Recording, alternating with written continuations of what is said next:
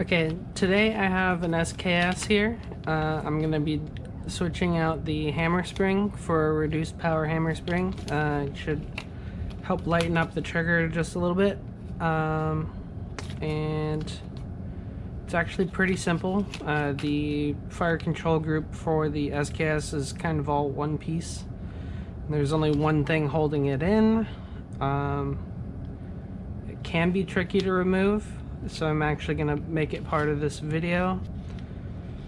I have a pretty unique chassis going on for this SKS, so the disassembly for this trigger guard is going to be a little bit different than most people. It can still be done even if you can't easily access this area, and I have like a little trick that I found to do that. It's just going to be this one spring. It's a pretty heavy spring originally. You'll need a vise to change one of these out. If you don't have a vise, it's going to be really hard to get the hammer off, unless you just have some like grizzly strength. Let's get into this video and I'll show you how to switch out the spring. Before we get into this video though, I'd like to say thank you to all my subscribers and everyone that's been supporting my channel for the last year. It's been slow going, but all growth is appreciated, so like thank you guys so much for watching my videos.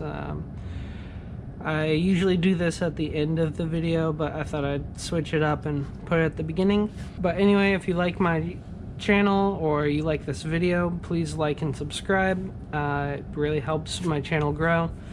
If you know anyone that is interested in doing some of the modifications that I do in my videos, definitely send them these videos or send them a link to my channel, so they can get a little bit of help if needed, or just see what exactly they need to do. I know I always like to go through other people's videos and kind of see what tricky things might be, or some easy solutions to some of the harder things to do. It just kind of helps me make these videos a little more fluid. But again, thank you everyone for supporting my channel.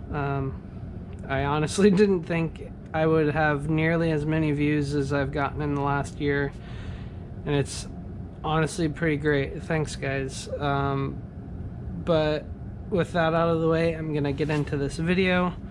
I already have my upper portion of the SKS taken out, the bolt carrier group, spring, all that, because I have a Matador on, so I have this upper rail hinged. It kind of gets in the way, but whatever. I'm not 100% sure if you need to take all this out. I usually do out of habit, mostly. Mine's already out. This is going to be mostly focusing on the trigger group, which is going to be located on the bottom side of your rifle. And what I like to do is take my hammer, because there's a little lever down here. I don't know if you can see very well. It's there. It basically clips the back half of the trigger group in, and then the front half is semi pinned in. It's kind of unique, but basically you just want to get enough leverage to take that clip off the back of the group, and it will just kind of pop once you get it. But it can take quite a bit of force, so probably going to be struggling here for a second.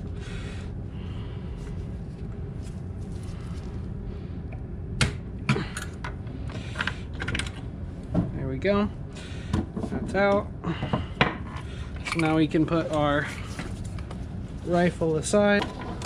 Okay, now that the rifle is aside, I'm going to take this this trigger control group and take out this front pin. This is what's holding the front side in when it's in the rifle. My pen's really loose. I can actually kind of just push it out with my finger. And then I have an M Carbo spring as a sear magazine catch spring, because this spring actually works as your sear spring as well as the magazine catch. Okay, once that's out, you're gonna want to get your hammer to fall. There it goes. It's kind of tricky. You gotta get the sear down just enough, and too much it just won't. Well, this is a disconnect, but you gotta get your disconnect in just the right spot. It's kind of funky. Once your hammer's down, you'll want to place your trigger guard group in a vise and get it pretty snug. So the hammer, you're going to want to basically come down almost level. So I push down here, and then I'll take a punch, the back of a punch, because it's flat, and then just kind of push down. These stock springs are about 30 something pounds, so you're not going to break it. You can put your weight on it. It's probably easier to do it that way. The first time I did it, I smacked my thumb on the hooks here. Did not feel good. But this is a 27.5 pound hammer spring, so it's probably about 5 pounds lighter, and their lengths are a little bit different.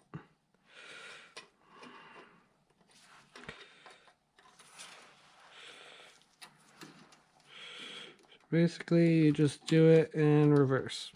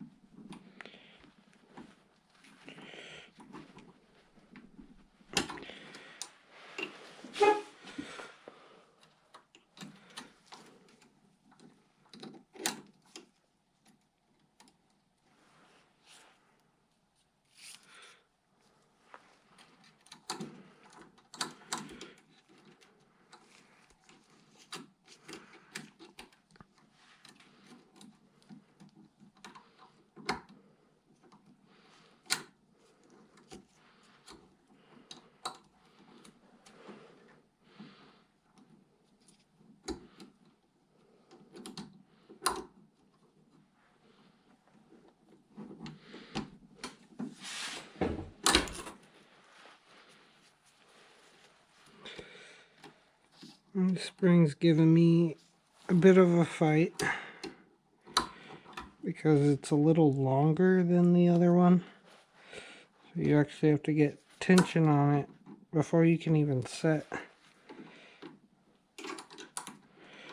the hammer properly in the hole.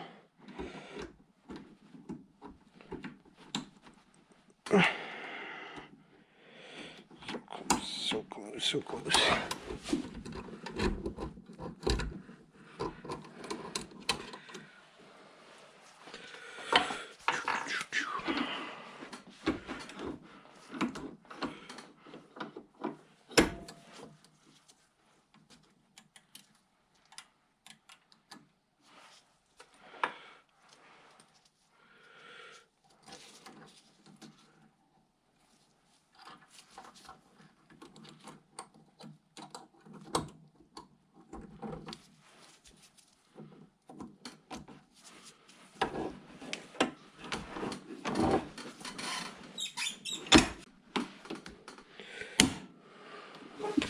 Okay, got it all pressed in.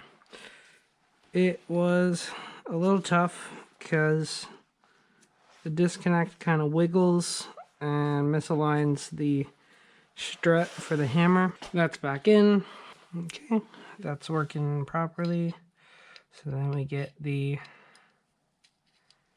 sear back in place.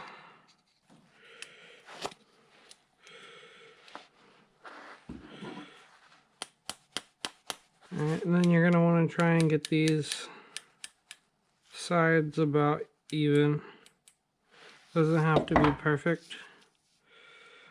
And your trigger group's back together. So the spring's installed. You kind of just reverse the process to get the fire control group back in. Pull your hammer back.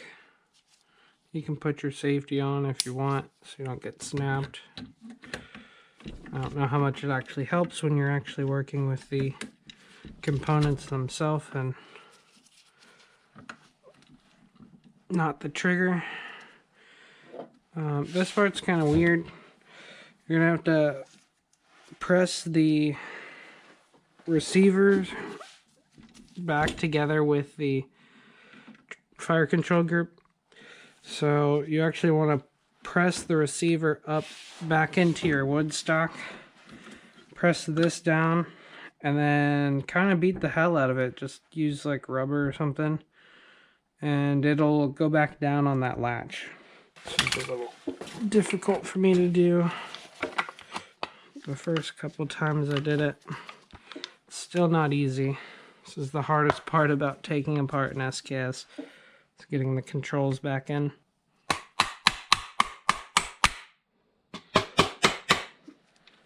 There it goes.